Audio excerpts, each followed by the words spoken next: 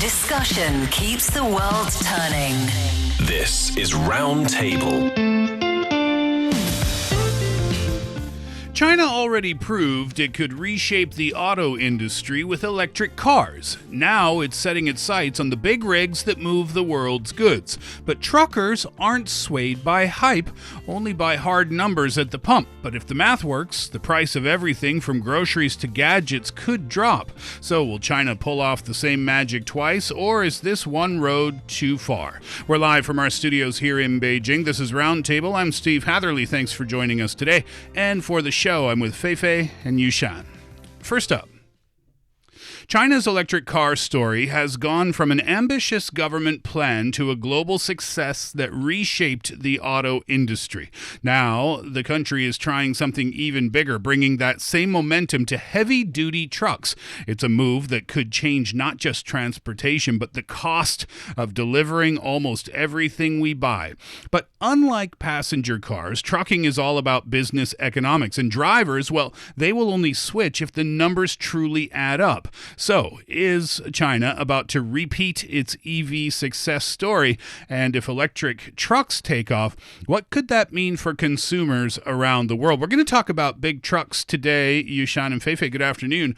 But China's EV ambition, it started with electric cars, of course, and that's where I'd like to start today, because maybe a lot of people don't know that it goes back a lot further than many might realize. Yeah, as early 2000s. I think even earlier than that, China started to push the R&Ds, the research and development, into electric vehicles and other new energy vehicles.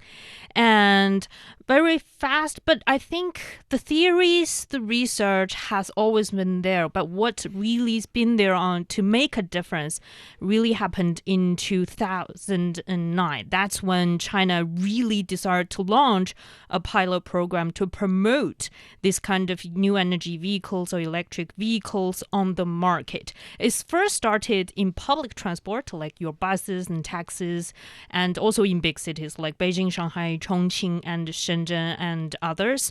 And I remembered seeing that happening. The whole fleet of taxis in the city of Beijing switched to electric vehicles. Mm-hmm. And then after that, they start to see, how to get ordinary consumers to buy EVs, since we have proven that these kind of vehicles can be used in public transportations, can be used in buses and taxis. And then so in 2010, from there, they start to introduce subsidies and financial incentives for individual drivers to buy electric vehicles. And I also remembered back then my friends talking to me about, should I buy an electric vehicle like around 2010? And we were like, but can you drive, long distance? So many questions. Yes, but it's very cheap, she said. Yeah. So that is the primary reasons that she decided to purchase an electric vehicle. And fast forward now, we're not really concerned about distance, at least in China at the moment.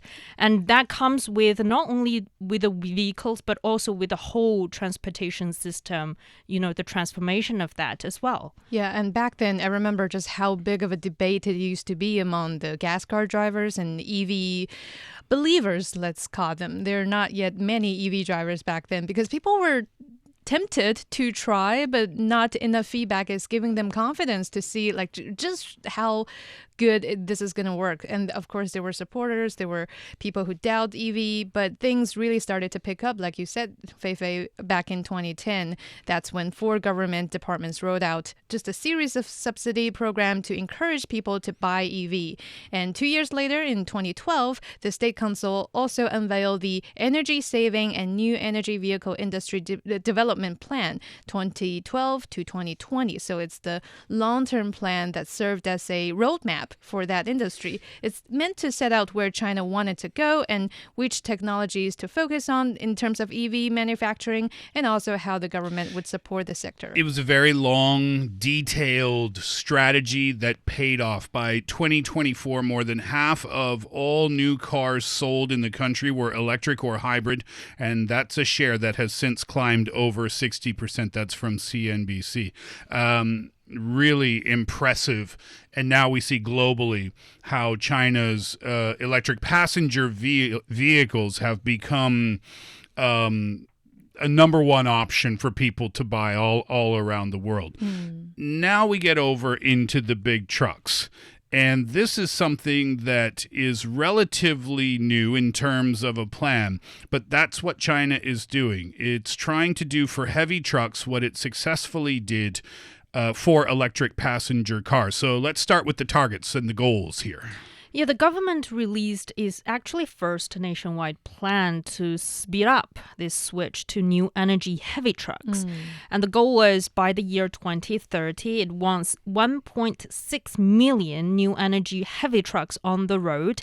And it also hopes that 4 out of every 10 new heavy trucks sold will be powered by new energy. And if those goals were met, about 1 in every 5 heavy trucks in China will be a new energy vehicle by the end of the decade. And they're also forecasting is not every trucks that we're talking about in this plan will be all electric. They're also experimenting with different sources of power. I think hydrogen. Like hydrogen, and there are also talks about methanol. So they are trying out which one can work for the best. But it's very similar to the new energy passenger vehicles back then. I think 20, 30 years ago, people were also talking about the possibility of mass-scale production of hydrogen passenger vehicles, but that one didn't really prove to be successful on the market. But now they're talking about maybe hydrogen can be the solution for heavy trucks. Yeah, it's an interesting comparison because it's not exactly apples to apples with electric passenger vehicles and electric heavy trucks.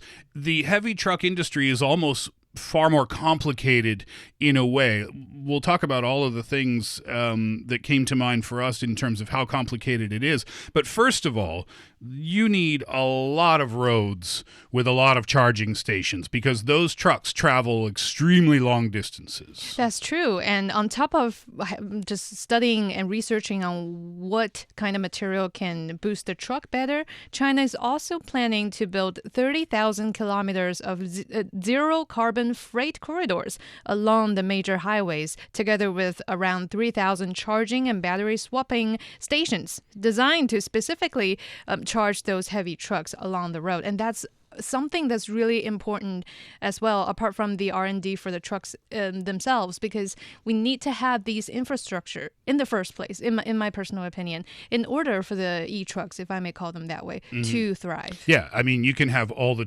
e-trucks you want, but if you don't have anywhere to charge them, if you don't have the infrastructure in place, then it's kind of pointless. And that's why the infrastructure is essential to a program like this. Yeah, and also when it comes to trucks, I think it's also very similar here that we can compare with passenger vehicles is that in this early stage of rolling out passenger vehicles on the market, we also see problems like we don't have enough charging stations for all the electric vehicles on the roads. And then people are talking, experts and policymakers, so on and so forth, start to talk about we need to build the grid. The power system needs to be ready. And then we need to build enough charging stations. We also need to consider the price.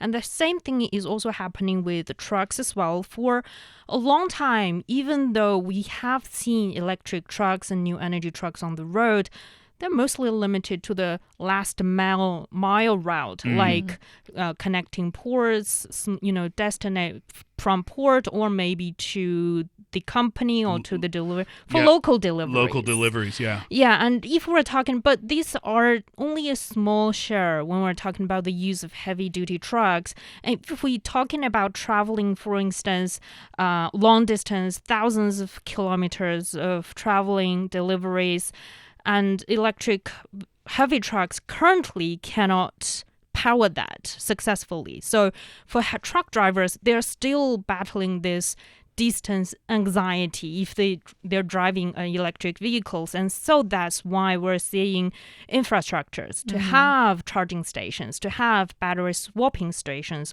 are very, very important to solve this distance or duration anxiety for drivers. Yeah, and that's that's one of the main differences, isn't it, between the electric passenger vehicles and the heavy trucks, is that when people were considering buying a passenger vehicle, an electric one, they didn't think, oh, well, I have to drive from Beijing to Shanghai every day, so I think I'll get myself a car with a battery that might not get me halfway there. That wasn't part of the conversation, right? It was, I'm going to buy an EV because I commute to work back and forth 15 minutes, 20 minutes to an hour every day. It's a different thing. Now you've got to go from the southern part of the country to the eastern, to the western, to the northern part of the country, and you need a lot more range on those batteries. Yeah, so this is where the planned 30,000 kilometers of zero carbon freight corridor comes in, because the focus of that is on the major expressways where long distance trucking actually happens. For example, it plans to cover the expressways in China, including the G15, the G25. Let's take the G15, for example. It's known as the Shenhai Expressway. So this one, it runs from Shenyang in northeast China's Liaoning province to Haikou in Hainan province in the other south of this country. Oh, the same highway all the way from the north to the south. Yeah, if you're familiar with the map of China, it looks like a rooster, right? So that means to connect the rooster's throat with its foot. Okay. Right, that's like 3,600 kilometers. Wow. We're talking about one of China's longest north to south expressways. So imagine that equipped with stations of charging poles for those trucks, and how big of a deal that can make just by adding charging and battery swapping facilities along routes like this. So this is the point of this plan that could turn electric trucks from a niche solution for just short trips into a potential realistic option for long-haul transportation. Yeah, and the dedicated heavy truck charging stations fix the problem of, how do we get our truck from point A in the north to point B in the south. 3,000 dedicated heavy truck stations would fix that. The plan would require, of course, new or upgraded service areas to build those stations, or maybe even reserve space to set aside for them specifically. But anyway, that does solve that particular problem. Also, I mentioned in the opening that for truck drive, maybe for car purchasers, you might be thinking, I want to do something nice for the environment. But for truckers who deliver our goods, yes, of course, they don't want to hurt the environment, but it's all about the math. It's all about whether it makes financial sense for them to make a change from a diesel truck to an electric vehicle. Yeah, I mean, when it comes to trucking, economics is very, very important. We're talking about these contractor trackers who depend, this is their livelihood. So every penny matter for them. And when it comes to diesel, yes, diesel costs more, currently at 3.2 yuan per kilometer, and electric is much, much more cheaper, about 1 yuan. That can be a massive saving, but the math is not as simple as that. And if, for example, those savings were evaporated when the drivers need to waste hours waiting in line to recharge their trucks, or can't find a station nearby when they need it, and that can be a very simple math for them to do. So this corridor network that ensure this reliable, fast charging, some stations can do a full charge in the time it takes to drink a cup of coffee, or some other companies are rolling out battery swapping stations that can swap a depleted battery in under 2 minutes. And then you can, bring the trucks back onto the road, and which pays the bills for a lot of truck drivers across the country. And that, matters even more. I think it's their primary concern for truck drivers choosing between a diesel-powered truck and an electric truck. That is as simple as that. I mentioned the environment a moment ago. Let's talk about that. Heavy trucks here in the country represent a very small percentage of the entire population of vehicles on the roads, right? But they do produce a large percentage of all road transport carbon emissions. And that's why, speaking from an environmental point of view, this is also a priority. Yeah, because when it comes to passenger vehicles, for instance, we're talking about they contribute about 30% of emissions within the transportation sector. The transportation sector is responsible for about 90% of total emission. Road transportation makes about 90% of total emission in transport system. But we can see that a lot of happening when it comes to passenger vehicles. A lot of them are getting electrification, and they contribute to about 12% that they reduce the amount of carbon emissions. But when it comes to heavy-duty trucks, they account for 50% of emissions in the transportation sector, and they are very, very critical because they consume roughly 50% of fuel used in road transportation. So with this plan, for instance, building 30,000 kilometer corridor that directly supports this broader target of getting 1.6 million electric heavy trucks on the road by the year 2030 that carry about 20% of all highway freight in the country. I think, and I want to talk about how our lives will be impacted in a moment, but I think another difference is that if you go back to the early 2000s, and China had its EV ambitions then, and maybe even earlier is when, the real plan started, you were starting from scratch at that time. The thing with the EV big trucks is that they are not starting from scratch. You have battery technology that's been researched and developed over the decades that can be transferred. It's the same batteries, right? From electric cars. They're the same batteries that will power electric trucks and buses and construction equipment and things like that. So that's a bit of spillover that would benefit this new ambition. Also, the supply chains would be shared, right? So the networks that are already in place that would mine lithium and refine materials and manufacture cells and all of that stuff, those same supply chains can serve heavy trucks too. So the scale would lower the cost for... Actually, it would lower the cost for everyone. It would lower the cost for cars and trucks and boats and forklifts and whatever else you're powering. So there's a lot of, I guess what I'm trying to say is there's a lot of spillover here. Yeah. A lot of the research and development that was done before for the electronic passenger vehicles will spill over into the big truck industry. Yeah, when it comes, for instance, battery swapping, I think battery swapping doesn't really exist 10 years ago, but it is a product. I won't say it's a product, but more of a system, a solution that manufacturers came up with as they, start to mass produce passenger electric vehicles on the market. And it proved it can work commercially, and it can generate revenues and can save costs for the drivers. And so, of course, when it comes to heavy trucks, it's something they can continue to expand on this. But I think heavy trucks is the reason that we're calling them the last mile problem when we're talking about decarbonization, the transportation system, is something is still very different. For instance, when it comes to the long haul issue that you need to travel 3,000 kilometers across the country, and you need, of course, the battery technology currently are not able to power in one charge to finish that. And also, of course, when it comes to build more charging stations for heavy trucks, it's another story when it comes to building charging stations for passenger vehicles we're talking about. And also when it comes to trucks used or equipment used in mines, in steel manufacturing sectors, is a lot more heavier and bigger in size than the trucks we see on the road.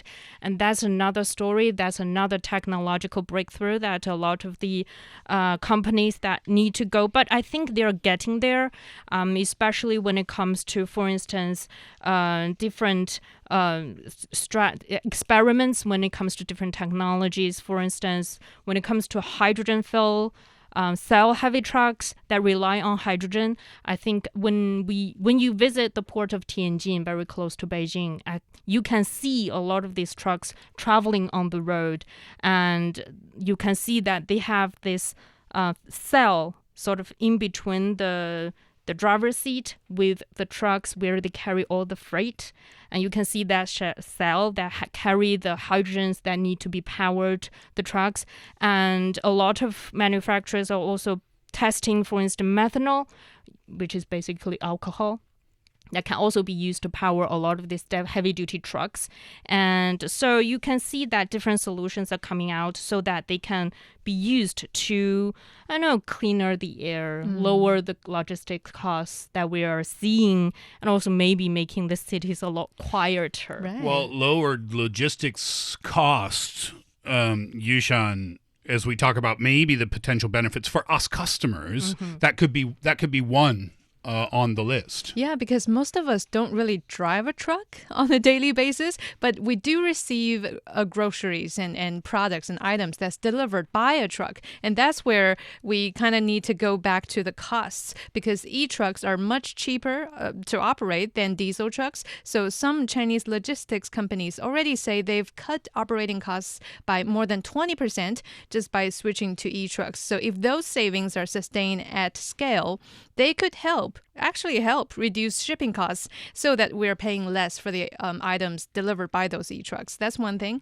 And yeah, you mentioned it already, Fei Fei, that cleaner air also matters, because nowadays, it's particularly on highway, expressways, service centers, if you just pull over for a rest or for a meal, it's quite apparent that you're sniffing into a lot of the emission from diesel trucks. And you can smell it. Yeah, you can smell it. Some people say they love it.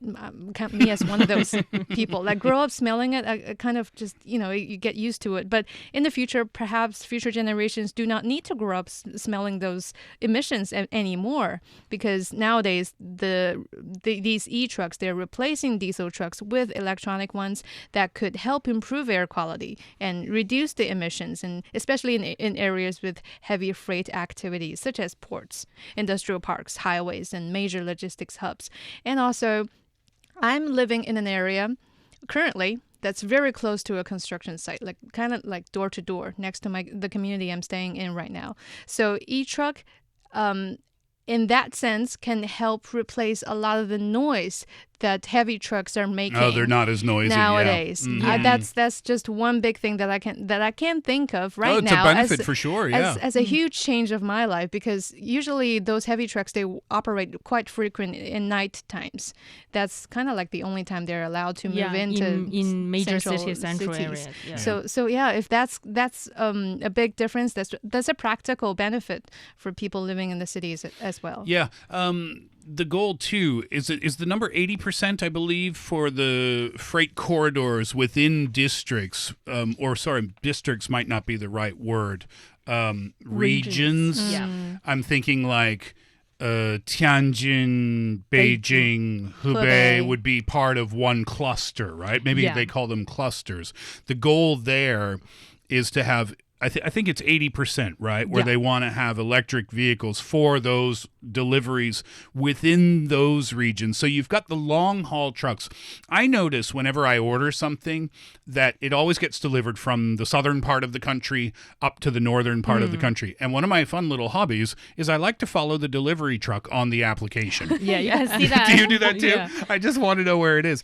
And I noticed once it gets close to Beijing, it stops and drops off the package, and it's picked up by another truck and brought the rest of the way. Yeah. So, and I guess that's what we're talking about when we're talking about these local clusters where they want to have a high percentage of the vehicles within those clusters be electric. Yeah, because when it comes to these short haul freight routes, I think it's more matured when it comes to long hauls. They are facing a lot of challenges. But when it comes to this short haul, that means transportation within a range of about 150 kilometers that can be completed in a single day or with multiple rounds of trips per day. And when they are saying that fixed route, that means you know what station, what route these trucks will go through. That mostly happen in not only in cities, but also, for instance, within a port, within industrial area, within a mindset, or within cities as well. It can be used, I think, for Beijing, Tianjin, Hebei cluster. They are targeting at more than 80% of this fixed route, short-haul freight routes, to become electric by the end of 2030. I mean, that's a lot of trucks. It's a pretty high percentage, too. Yeah, 80, thinking about how 80%. many people, at least how many people are ordering online in Beijing and Tianjin, no, exactly. right? I mean, this is a very exciting project. It's a huge project, but it's inspiring a lot of questions within me, and it's inspiring a lot of companies to already get involved, because certain industry giants, they've already turned to this. So let's talk about that. Maybe an example of what's going on within the industry already. Yeah, traditional truck manufacturers are already in this transformation of getting more of their diesel truck replaced by e-trucks. For example, the FAW Jiefeng, they reported a year-on-year increase of over 200% in NEV sales in early 2025. They're just doing just that. And that transformation also involves companies that weren't traditionally known for heavy trucks. For example, BYD, which has already become a global giant in terms of EV. Passenger vehicles. Passenger vehicles for now. They have also introduced a full lineup of electric heavy trucks. Have they? Including tractors, dump trucks, and concrete mixers even. So other industrial giants like Yutong Bus, the new energy bus maker, and also XCMG, which is also Chinese construction machinery manufacturer, and also another one called Zoom Lion, that's in equipment sector. They're all expanding their new energy truck business as well. And one leader brand called Sany, I think we have to mention this one as well. They have spent decades building excavators and construction machines, and also they are moving into electric vehicles only 5 years ago and has since stopped selling diesel trucks at home. Interesting. And now they claim the largest single export shipment of electric trucks in China that has sent abroad. We'll touch on that in a moment. It was I was on the Sany company website this morning. Yeah, they made a big They order made recently, right? They made a huge order. Yeah. 800, more than 800. Well, it was bigger than the total number of electric trucks combined shipped out of the country in 2025. This company, Sany, did it in one order. And I was on their website. I mean, they had pictures posted. It looked like somebody's wedding anniversary. Of course, we will be proud. Oh, they were very excited about it, as they should be. I'll come back to that in a moment. But before I forget, I want to talk about the battery companies, too, because this is a challenge. You're not making these batteries for small passenger vehicles. Yeah, but for battery companies, they're also seeing the heavy truck sector as a new opportunity that they can expand their share on the market. For example, CATL, which is the world's largest EV battery maker, is betting on battery swapping. So instead of waiting to recharge, they're providing truck drivers with a simple swap of its battery for fully charged ones in just a few minutes. So they developed a standardized battery pack that works within more than 95% of mainstream heavy truck models and built battery swap station system, enabling rapid replacement across different brands and models. And its first 17, I think, swap stations deployed by the end of 2025 could serve coal transport vehicles in northern China, and more than 1,400 battery swapping trucks had also been delivered on the route as of May 2025, with thousands more under signed order intentions. Thousands more. Yes, so already ordered. You can see last that year.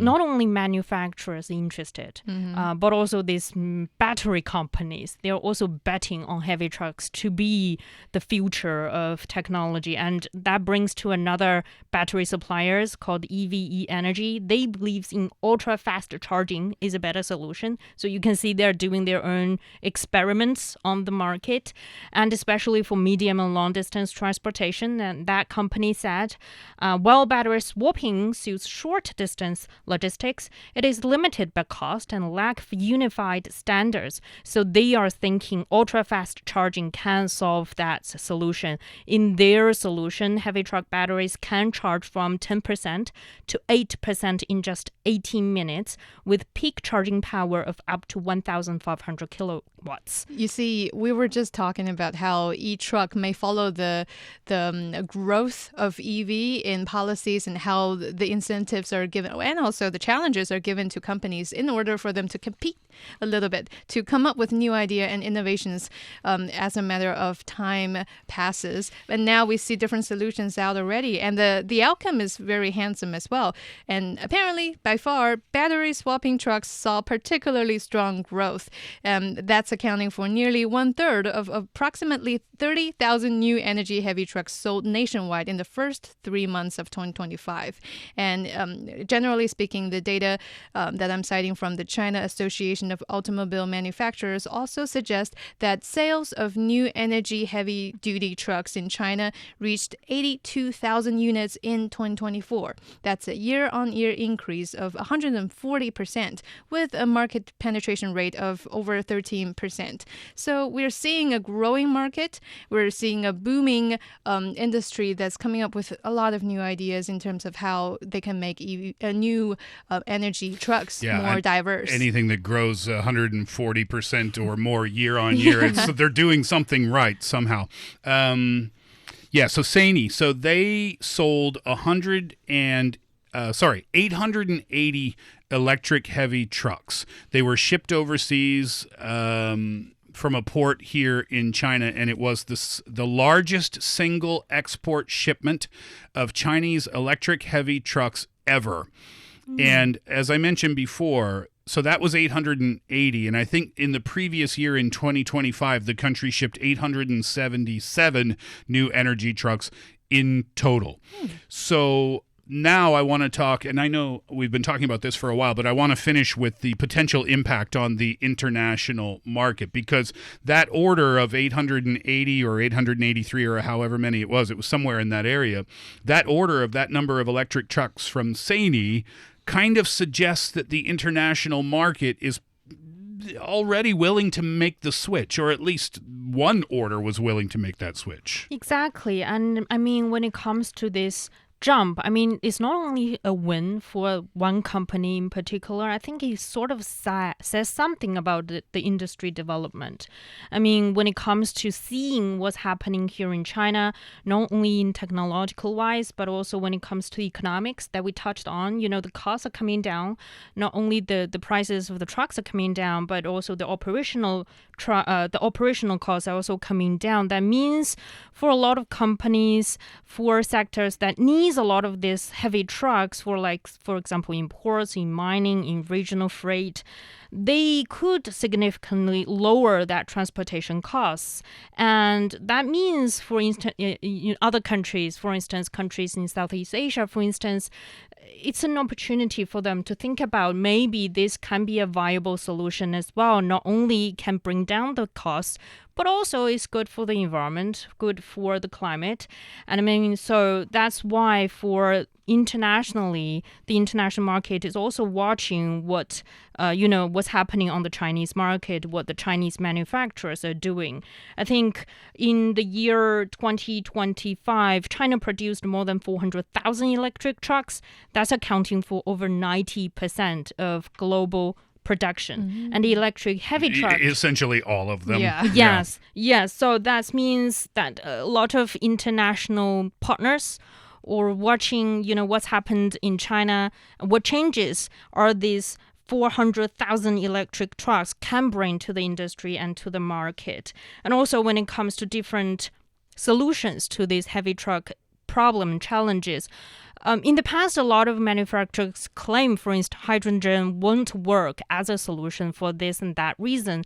But now we are seeing more Chinese manufacturers are also producing hydrogen-powered trucks.